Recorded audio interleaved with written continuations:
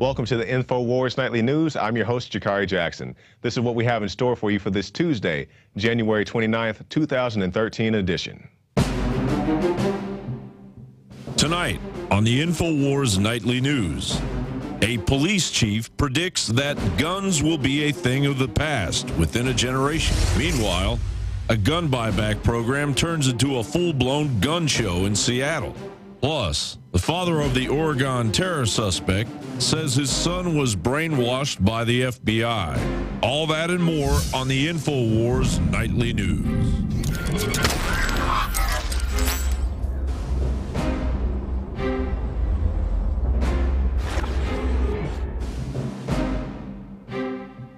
Top story headline: Police chief, within a generation, guns will be taken off the streets. These words said by San Diego Police Chief William Lansdowne, and we can see the quotes right there. These are the quotes said by somebody referencing Chief Lansdowne, who plays an active role in the western region of the International Association of Chiefs of Police. The article goes on to point out that he's a supporter of Senator Dianne Feinstein's proposed assault weapons ban legislation. Now, for everybody, we've talked about this several times on our show, but just to keep in mind, this thing goes way beyond the 100, and I think it's 58 things Feinstein wants to ban. Guns will cease to exist under her new legislation, and you can see the article right there. But it goes way beyond the 158 proposed guns that would just cease to exist off the streets of the United States, and we actually have that list for you. And you can see the list right there. Several of, big, scary type guns, but it goes way beyond what's on that piece of paper right there. This thing bans pump-action shotguns and anything with two, quote, military characteristics. I'm gonna give you this example. As absurd as impractical as this gun would be, it would be banned under the new legislation. Let's say you have a two-shot Derringer with a telescopic stock and a scope attached to it. This thing would characterize as an assault weapon. And I know that gun sounds completely ridiculous and highly impractical, but that would characterize as an assault weapon. It goes way beyond just the 158. So as we keep saying, call your representatives, your legislators, and let them know about this. Now, in contrast to our last story, we have our next story. Milwaukee County Sheriff, don't wait for the police, arm yourself. Very wise words. We'll take a look. Milwaukee County Sheriff David A. Clark Jr. has a message for residents in his jurisdiction. You can't rely on him anymore. Arm yourself, similar to what we heard police say in Detroit. Crime is relatively rare in Clark's jurisdiction. In 2010, the Sheriff's Department reported 2 burglaries, 9 robberies, and 0 murders. Even though he lives in such a low crime area, this police chief has a sense to still tell his citizens to arm themselves. And I like this quote from the mayor. Apparently, Sheriff David Clark is auditioning for the next Dirty Harry movie. And the police chief comes back and says the mayor was beaten nearly to death years back with, I believe it was some type of iron rod. Now, I like this police chief, and I'm glad to see these sheriffs and these police chiefs speaking out. But the only thing I disagree with Sheriff Clark on is at the end of the article, you can see he says that he wants an armed, tactically trained officer in every school and public building. And that's a little too police state-ish for my taste. I don't want, somebody, asking me for my ID when I walk in the gas station or whatever the case may be. I'm not saying he's for, going that far. But I think overall he has some good ideas, and glad to see people like this Milwaukee County Sheriff standing up for your Second Amendment rights. We'll go on to our next story. Now, this goes in the epic fail category of the night. Backfire. Seattle gun buyback turns into gun show. I'm waiting for this to happen in the city of Austin so I can say, hey, Alex, I need an advance, and I'm going to go out there and I'm going to buy everything I can. I'm not going to end up with 50 guns like he has, but, whatever. Anyway, let's take a look. Police stood in awe as gun enthusiasts and collectors waved wads of cash for guns being held by those standing in line for the buyback program. Police officers in Seattle, Washington held their first gun buyback program in 20 years this weekend and soon found that private gun collectors were working the large crowds as little makeshift gun shows. People that had arrived to trade in their weapons for $102 buyback gift cards soon realized that gun collectors were there and able to pay top dollar for collectible firearms. Now, this is what's going to happen. First, they're going to say, hey, you can voluntarily turn in your guns, and then it's going to be like, you have to turn in your guns, and we'll give you this little dinky $200 buyback card. These things are valuable antiques. Some of them. I mean, some of them are still fully functioning weapon, but these people are giving away their grandpa's musket he probably fought in some war with, because, I mean, if somebody breaks in your house and steals a musket, he's not going to go on a mass shooting. His little Prozac head won't even know how to load the thing. But let's see. The police chief, John Diaz, said he wasn't pleased that people were selling their guns, and he preferred that they wouldn't sell them. Oh, you can prefer what you'd like to. Now, this past weekend, myself and some other guys from the crew had a chance to go out to the Austin Gun Show, and there were many people there. If anybody, in the local Austin area saw the news, you saw the news people. They got there at the very end of the gun show where there's like 2 people standing outside, and it's like, oh, this is the Austin Gun Show. Nobody showed up. But you can see there clearly, I didn't take that picture, but I went to the Austin Gun Show. I probably got there about 10 or so a.m. on Saturday. There was a bare minimum 500 people waiting outside to get into this gun show. It was a huge event, and it really wasn't even a big building, but people didn't care. It was cold outside. People said, hey, I want my guns, I want my rights, and they showed up to that gun show to fight for their freedom. So you know it's bad when the police are telling you that you need a gun. And not just saying that we'll come protect you, but you need a gun yourself. So definitely keep that in mind. We'll switch gears now to father of Oregon terror suspect says teen suffered identity crisis when brainwashed by the FBI. Now, of course, we're referring to the Portland Christmas tree bomber of 2010. Osman Bar, the father of Somali-American terrorist suspect Mohammed, said he was concerned for his son's safety when he contacted the FBI in 2009. Bar said Mohammed told him that he was planning to fly to Yemen to learn Arabic at a time when Bar was frightened by news of accounts of Somali-American teenagers joining the Mujahideen in Somalia. The stories led the father to contact the FBI, but Bar testified Monday that he now thinks it was an elaborate sting that brainwashed his son. And when people make claims like this, they don't believe them, just like the father of the Reddit founder last week. He said, hey, the government killed my son. People say, oh, shut up, conspiracy theorists. And they're trying to do the same thing to this guy. Now, I'm not saying they did or they didn't, but I think people should definitely take this into account. If this is what the father believes, it definitely needs to be investigated. And Infowars has been reporting on this since the very beginning. We'll go back at some throwback articles, if you will. Clueless Patsy set up by FBI in Christmas tree bombing plot. We'll take a look at just one section here. In a repeat of a now familiar pattern, the FBI told Mohammed they were building a bomb, just like they built a bomb for the original World Trade Center bombing, where the gentleman had enough sense to record his conversations, and that's really the only thing that kept him from the full fire of the FBI. And we'll move on to one more here.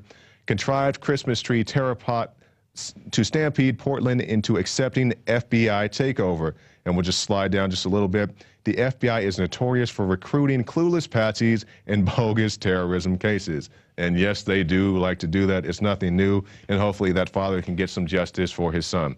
Now, we'll move on now. You guys have probably heard about the new immigration reform. And in Illinois, we have this headline: Governor Quinn signs a bill that lets illegal immigrants get driver's licenses. That's right. They're doing it in California, and they're doing it in Illinois as well as trying to take away your gun rights. Try to ram through 2 bills twice in 1 week, once on a Sunday. And this was actually signed on a Sunday, too. Let's take a look.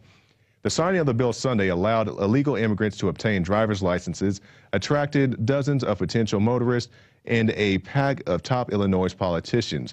Now, we'll slide down here to an example. Carmen Costello, 52, witnessed the event and plans to apply for a license. She looks forward to finally being able to relax behind the wheel instead of constantly being afraid of the police. Her first joy is to go to the church, which, I'm definitely happy this lady can go to the church. My problem with this is, as we reported a few months ago now, when they award people in California, same thing, same privileges and rights of a driver's license. People don't like to say it, but these people are, criminals. You can call them low-grade criminals if that suits you better, but they committed a crime by illegally entering the U.S. And I'm not against people coming to this country legally. I think, naturalization, people joining the military, those are great things to have people come in to our country. But when you have people who break the law and then get rewarded for it, you get this, you sneak past the border and you can get so far and then you get a free license. So if you can make it to Illinois, you get your free license. That's like saying if you break out of jail and you make it past county line, they just let you go. It's pretty much the same thing. And the article goes on to say just one thing I'd like to point out. Illinois will not require applicants to be fingerprinted for fear that would discourage immigrants from applying. Wow. You know, I'm not a biometric guy. You know, I had to come here and get my Texas license to get my fingerprints taken. I didn't have to get my fingerprints taken in Oklahoma. When I came down to Texas, I had to get my fingerprints taken. But they're afraid of scaring away these illegal immigrants because of the fingerprinting, you know, but sneak past the border, get X miles, and you get a free license. That just doesn't make sense to me. Why do we have ICE and Border Patrol, especially Border Patrol, out there risking their lives day in and day out? Brian Terry, I believe, was the guy killed in Fast and Furious. Why do we have these guys and these government organizations set up if we're just going to award the people that can sneak past them? That makes no sense to me. But why have the CIA track down drug dealers when the CIA flies the dope in? So, kind of world we're living in. We'll move now to U.S. plans to add drone base in West Africa. Let's take a look. The new drone base in Africa that would expand its surveillance of al-Qaeda fighters and other militants in northern Mali. Two Obama administration officials said military planners are eyeing the West African country of Niger as a base for the unarmed Predator drones. But I assure you, it's nothing to arm these things. A U.S. defense official called the plan preliminary. If approved, the plan could fill a gap in the Pentagon's military capabilities over the Sahara, which remains beyond the reach of its drone bases in East Africa and Southern Europe. So think about this. Now, later on this week, I believe David Ortiz, he'll have a report where he goes out to the street and he asks people, what do you think about a fully mechanized robotic military? And people laugh. Oh, that's completely ridiculous. Oh, do you get your information from Infowars? Yeah, I watch the MSNBC. They told me not to listen to you. And the thing about this is we have drones not just based here in the U.S. that fly in the U.S. border, U.S.-Mexico border, U.S.-Canada border. They have drones in the sky. They have the robocod in the sea. They have walking tanks in DARPA that look like the big walking tanks from Star Wars. That stuff is real. We've shown you the clips. But the thought of a fully mechanized, you know, military, people think is laughable. It's very real, and it's coming. Just like what is it, Iron Man 2? That's what, you know, the subtext of Iron Man 2, the guy created a fully mechanized military, you know, of robot drones. I mean, this stuff is everywhere. So, yeah, it's real. It's coming. And so don't just jump up and down about, you know, kids getting shot, which that is a tragedy. Don't let me downplay that. But, Obama, if you're going to take your gun policy from children, why don't you ask those same kids on the stage how they feel about little kids being killed in drone attacks, kids getting their faces blown off? You didn't ask them that, I don't imagine. And we'll go to our last story of the night. Over 40 children paralyzed by vaccines in one village. One village. Let's take a look. Christina England reports that on December 20th, 2012, a vaccination tragedy hit a small village in Goro, located in northern Chad, Africa. According to the newspaper Laveau, out of 500 children who received the new meningitis vaccine, MenAvvac, at least 40 of them between the ages of 7 and 18 have become paralyzed. Those children also suffered hallucinations and convulsions. But it's not the vaccine's fault, according to the pharmaceutical agencies, according to, I'll just throw his name out there, guys like Bill Gates, who's pushing these vaccines, and many other people as well. But, you know, these things are supposed to protect you from these, you know, deadly viruses or flus or whatever the case may be.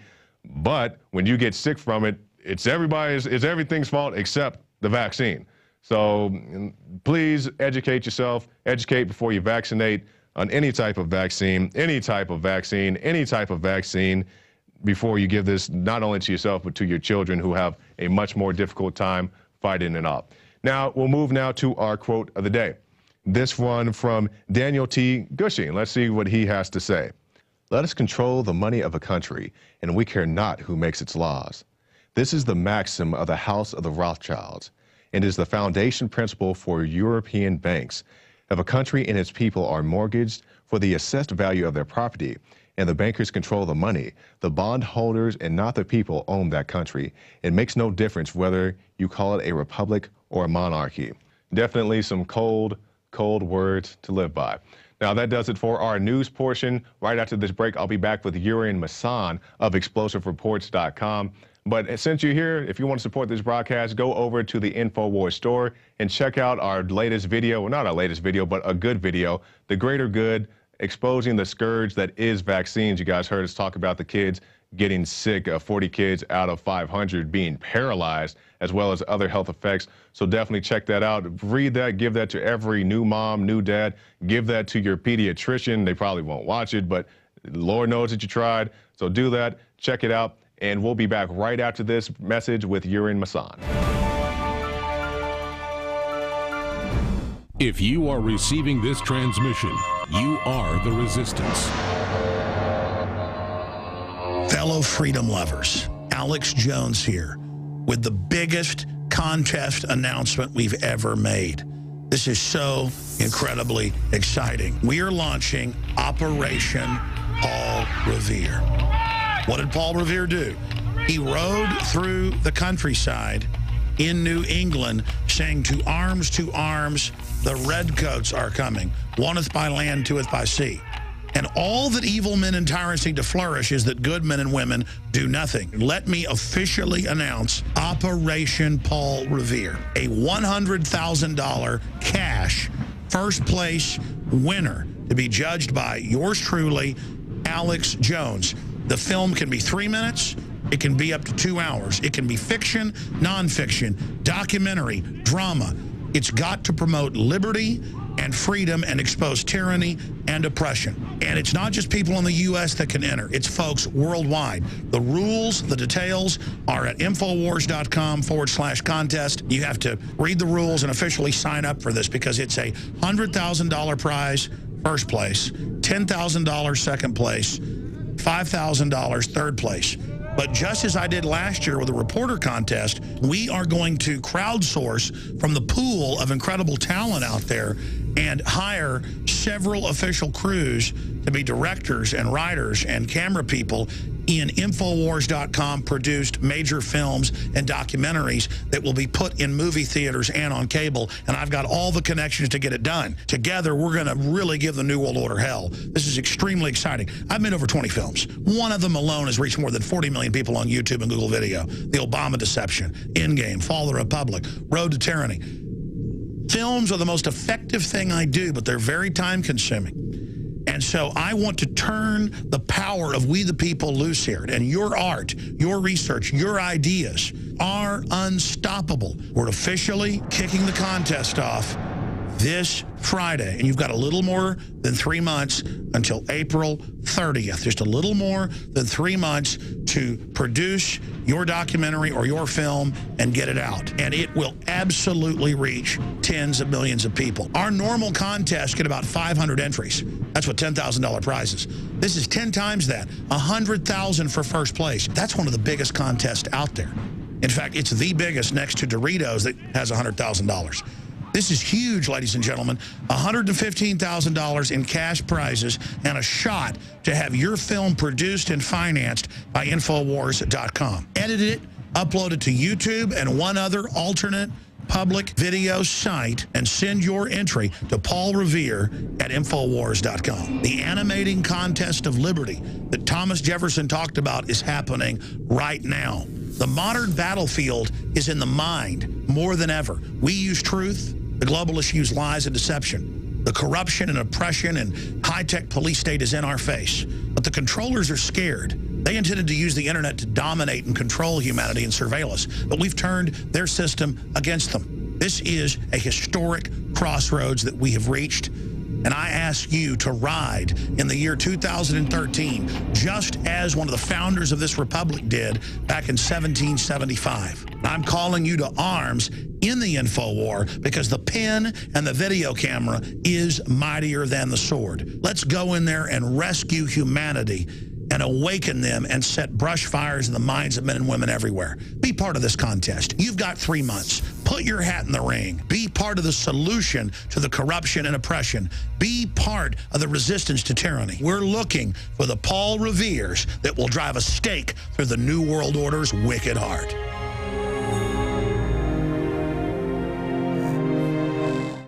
ProPure is introducing Pro One. All of your filtration in one system, portable, on the go. This is the Pro One by ProPure. You wanted it, you got it. No more do you have 2 or 3 filters to just reduce sodium fluoride. You have a system that cuts out the sodium fluoride and up to 95% of hydrofluorosilicic acid.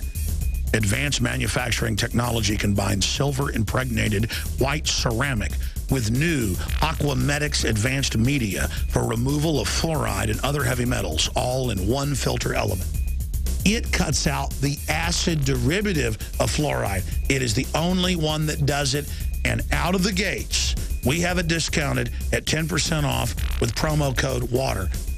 This is the only system that in one unit helps reduce or remove pesticides, herbicides, chloramines, ammonia, and chlorine, hydrofluorosilicic acid, the most common form of fluoride not covered by other fluoride filter brands, and sodium hexafluorosilicate.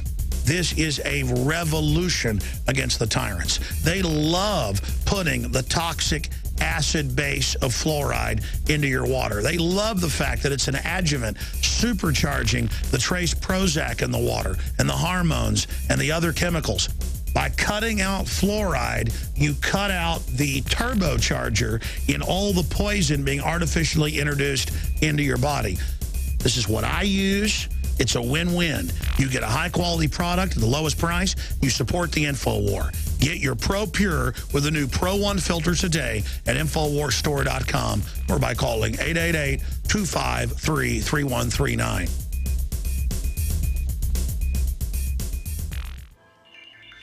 Alex Jones here with a message that could revolutionize health in this country. Going back about 1.5 years ago, I began to learn about the incredible health effects of longevity products. Aaron Dykes lost 92 pounds. We're going to show you some before and afters. Aaron, break down what happened, your story. I've worked really hard with diet and exercise to try to lose weight, but I just didn't get the results. It just didn't happen. Then I saw what you were doing with InfoWarsTeam.com. I wasn't even trying to lose weight, but I got it because I wanted to feel better energy. I wanted that nutrition. Didn't even understand how that could kickstart my own weight loss goals. But the products did that for me. I found myself suddenly losing weight, more energetic, wanting to exercise, wanting to eat the right foods. And they don't even advertise it as weight loss. I want to challenge our radio listeners to go to InfoWarsTeam.com. Sign up as a distributor and get wholesale pricing discounts at InfoWarsTeam.com.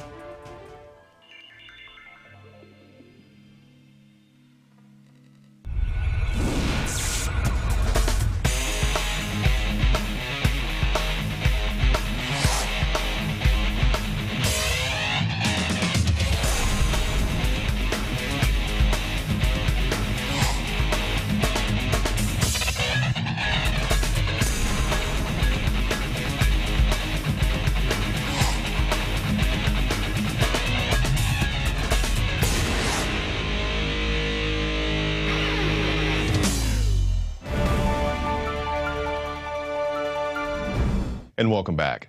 Our guest tonight is Urian Massan. He is an investigative writer for ExplosiveReports.com and also contributes to Infowars.com. He joins us now via Skype. Welcome to the show, Urian. Thanks. Okay, now, Urian, we have several things we want to talk about with you tonight, but I want to start with one particular one. You wrote an article just recently. It was about the Rothschilds hoarding gold. Here it is. Headline, House of Rothschild hoarding gold in face of coming collapse. Now, why would the Rothschilds be doing something like hoarding gold? Well, they've been doing it for quite some centuries now, hoarding the gold and selling those assets of gold to the kinds of nations they want to control or they want to have as engine for their own agenda. And my thesis in that article is that they are hoarding the gold and redistributing the gold towards the East, towards China particularly, so they can use China as their new economic engine for the world. Okay. Now, when you hear people say, you know, if you're hoarding gold or if you're interested in gold, if you're, prepping or whatever the term is, they say, oh, you're some crazy conspiracy theorist. So if you're a conspiracy theorist for having a little bit of gold, maybe you go out and you spend a little bit every paycheck, but the Rothschilds are clearly hoarding gold, as you say, been doing it for centuries. How does that logic line up? Why wouldn't somebody want to have a little bit of gold stored up for their own personal use? Well, gold is especially valuable, of course, and most libertarians and people of the Austrian School of Economics know this, and they accurately describe gold as the most valuable asset you can have, the most stable one over the course of some time, especially in contrast to the fiat fiasco. Right. Which the central banks are pushing, and the Rothschilds are pushing as well. But the elite knows, just as the wise ones among the economists know, that gold is the most precious of jewels and the most stable of jewels. So they naturally, I think, want to hoard that stuff and redistribute it. In this case, transfer a lot of wealth to the East, so they can use the East, China, as their new political and economical engine, because that's where the future will lie. And of course, fiat-based economies will eventually crash. Exactly. And gold is the most valuable and most stable of assets. So I think that's the main reason behind that. Okay. Now, just real quick, in your research, let's say somebody was interested in getting into precious metals and, having something beside the fiat currency. Would you recommend gold? Would you recommend silver? Would you recommend anything? Well, silver particularly, I think, but gold, of course, also. It's something to recommend. I mean, it's again, it's the most stable of assets to have and to hold. And of course to sell through, especially when the price is right. I think in this case, the Rothschilds have abandoned their trust openly in gold in the early part of this decade, but that was just a smart maneuvering to bring the price down, because apparently the Rothschilds were losing interest. So why should we keep them? Right. We, as being the mainstream economists, and I think that's the reason, because they could sell it up real cheap, and then knowing that the price would rise again, sell them for a good price, and also maintain their monopoly position as a family in the East. Okay. Now we'll switch gears here to something that you were interested in talking about. I have this article headline: Population Control Advocacy Group, Humans Equal Locust. Now, we've heard people such as Bill Gates, Ted Turner saying they want to significantly reduce the world population. But can you explain to us this particular article and what lies therein? Sure. It was David Attenborough, the famous conservationist, who recently told, I think, the Radio Times, that people equal a plague. Humanity equals a plague which spreads and consumes and then dies. That's his philosophy of mankind. And he has stated that and created quite some stirring, because again, it was clear that a large part of the let's say British elite have felt this way for a long time, that the population needs to be curbed and needs to be culled. So that's the main thing about it. I wrote about a reaction to this comment by Attenborough, by the British advocacy group Population Matters, and they have responded to Attenborough's comment by saying, well, surely he didn't mean that we are a disease. He probably just meant we're a plague of locusts. Yes. That's it, which consumes all that it sees and then dies off. This is a literal quote. Mm-hmm. Well, that's about the content of this article. Yeah, and I remember I believe it was in that article, you had the clip of Agent Smith from the Matrix movie, where he has the scene with I forgot his name, Morpheus, yes. And yeah. He's saying that human beings are a disease, they're locusts, they need to be controlled and pretty much wiped out. And as you said, the people say, well, we're not saying that you're a plague, you're a disease. We're just saying that you're locusts. You just consume everything, and then you move on to this thing and move on to the next area. And they're basically saying you're insects, and right. That's how they view the rest of the world. Yes, it is a certain outlook on humanity, on mankind, on man, as an insect, really, which just multiplies, spreads to areas, and consumes the natural resources.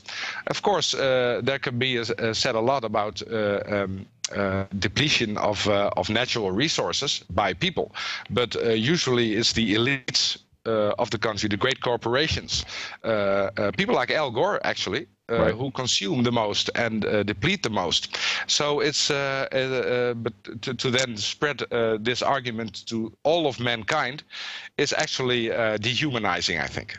Exactly, exactly. And Al Gore, you know, he has multiple homes, some on the ocean, and I believe the last estimate I heard was he has a $30,000 electricity bill.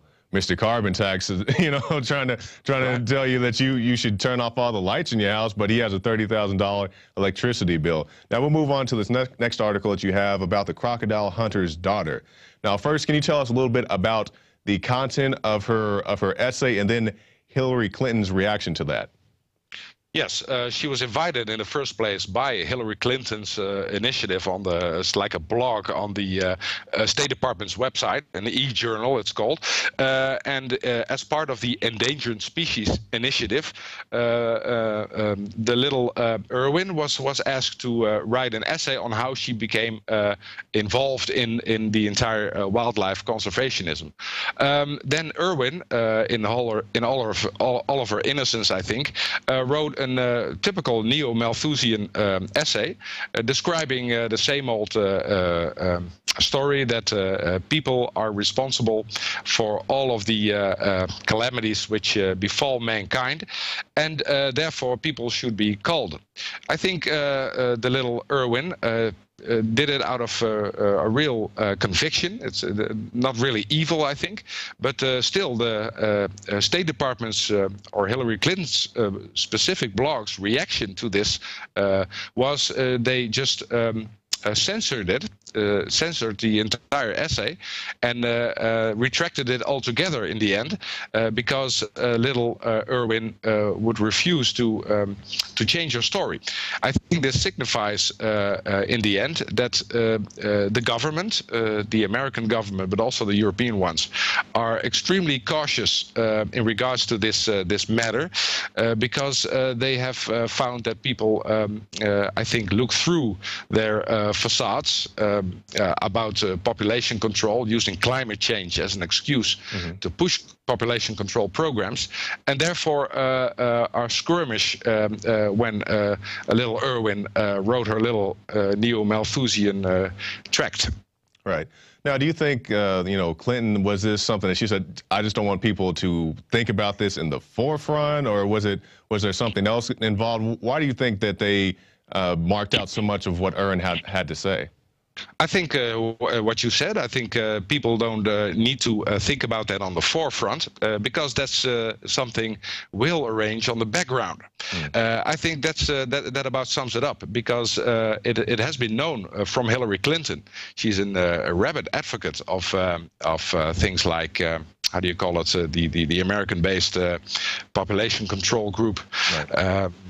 All those matters, and she is on record as saying that people should not use the words population control, but just stay with climate change.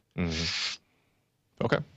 Now I got one final article as far as the population control. This one is about Prince Harry and his quote, humanity reaching plague proportions. Now this kind of ties into what we were talking about earlier with Agent Smith and the Matrix movies, but can you break this down to us for a little bit? Sure. It was Prince Philip in 1984, the father of the current Prince of Wales, who said humanity is reaching plague proportions in 1984, that is. Signifying date, by the way. 1984, right. And he said that. Also, the plague comment is repeated. This is from 1984. This video, which I show on my website, has been known for quite some time. It's not new, but I printed it up again to relate it to Edinburgh's comments recently about people being equaling a plague, and of course the response by population groups to that. No, we're just locusts. And then Prince Philip said, well, we're reaching plague proportions, and therefore we need to be culled. They're on record saying this all the time. So it's nothing really new about that, but I think something which has to be emphasized over and over again. What do these neo-Malthusians say? Why do they say it? And where do they come from? And that's about this article. It also recaps a recent study by Paul Ehrlich, that's one of the writers of Ecoscience, which Alex covers extensively in his program, in which is called for mandatory sterilizations and putting sterilants in the water supply, you name it.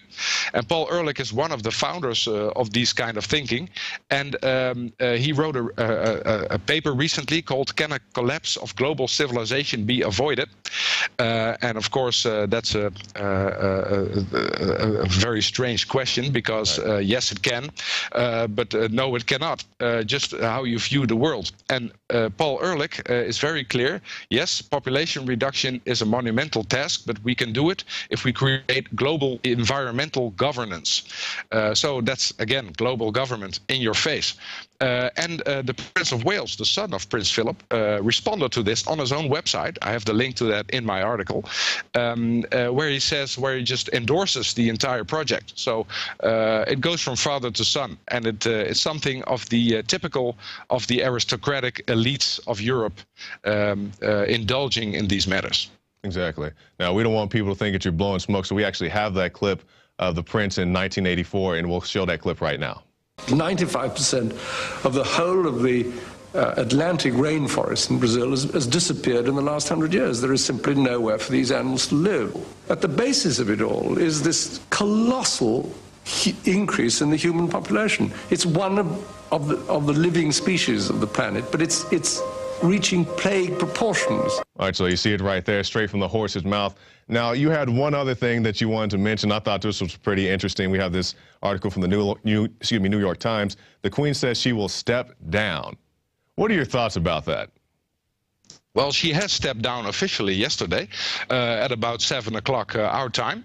She went on television saying that she will step down after 33 years or something being a queen and being a yearly, annual and loyal member of Bilderberg, by the way, and transferring her powers to her son, that's William Alexander. And her son will now continue the same old agenda, I think, which Beatrix has pursued for quite some time, and her father before that, because Prince Bernhard, that was the father of Princess Beatrix, right. Queen Beatrix, has, of course, founded the Bilderberg Group. So it will be a continuous agenda. It will be brought, and it is being brought in our Dutch mainstream media as quite some change. The royal house will be renewed. There's new blood, etc. But it's as old as it can be, because the agenda is age-old, and any member which carries the torch at any one time is just pursuing the agenda which has been laid out for quite some centuries. It's quite a subject. All right. Now we're about to the end of our interview, so closing remarks, Jurien. Well, I'd like people to just really investigate population control and all related matters, because I think in the near future, we will hear a lot more about from these neo-eugenicists, because that's what they are, and they will use any kind of excuse to push population control to the forefront, but they will decide that. There will be different factions among that. You will have the State Department or governmental factions, which will be openly reserved, but you will have the scientific factions, the scientific dictatorship behind that, which will be quite open. And they're already depopulating us at a mass scale by, for example, fluoride and other measures, anti-sterilization agents in vaccines and in GM foods. So I think this will be just a continuation of that entire concept, but will be increased in the coming years, because the climate change agenda has had its long time, and it is being discredited. It has been discredited, actually. So they will come up with new things, new kind of pollutions, which the plague mankind is responsible for, and therefore we will be culled. So I think that will be increasingly obvious, and people should really investigate this. Exactly. Now, speaking of investigating this, are there any resources or anything that you would recommend to somebody who's, they're kind of on the fence? They hear, the Rothschilds, they hear Al Gore, and, they hear people like you, and they don't know what to decide. What would you recommend to somebody who wants to research this further? I seldom recommend Google, but in this case I would, because just enter in a search engine population control and just do your own research in regards to this. Also investigate the UN, go to their own website and find documents just in their own search engines, in their documents about population stabilization. Use the euphemisms that the UN is accustomed to using.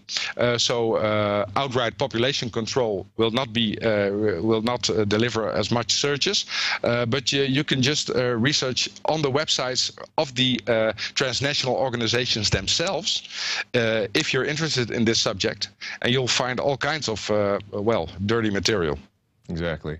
Yurin Masan, thank you for your time, sir. Thank you, sir.